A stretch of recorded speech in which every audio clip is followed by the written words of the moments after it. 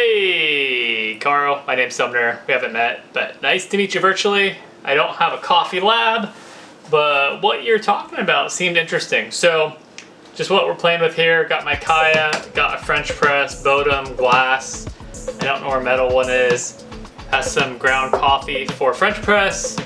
Have 2 kettles just because we're going to flush a lot and preheat. And I also have a Fluke thermometer. So for the preheated, I took it up to 212 and it actually says 212. So let's just go ahead hot and preheat that French press up.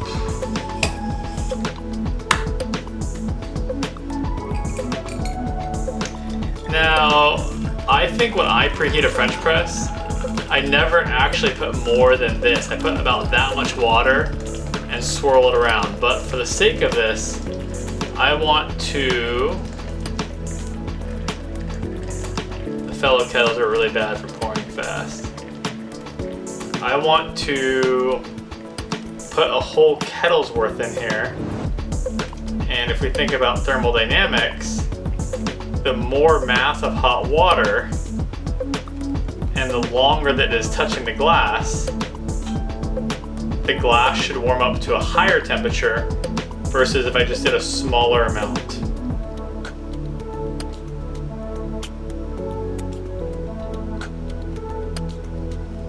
So that's there.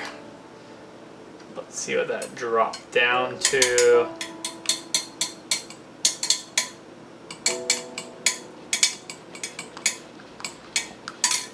So from 212, we're at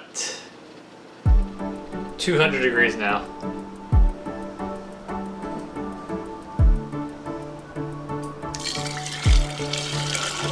And I would say I've never done a French press like that before.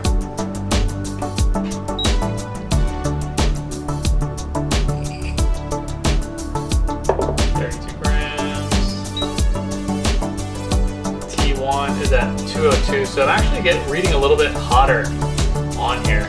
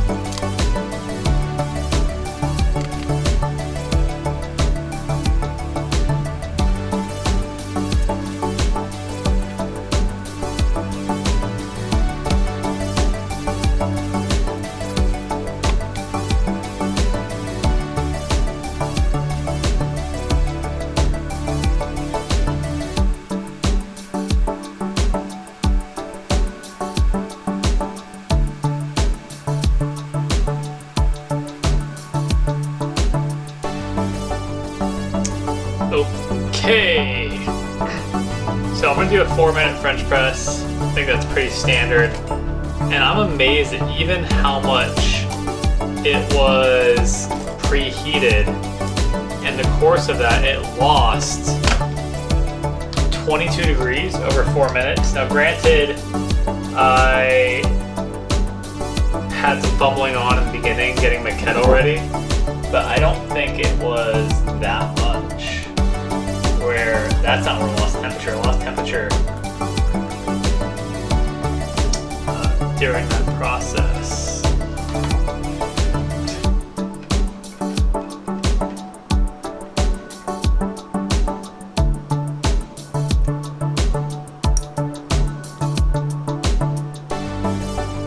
And then even just pouring it once from the finished brew to a not preheated mug, I lost another 20 degrees.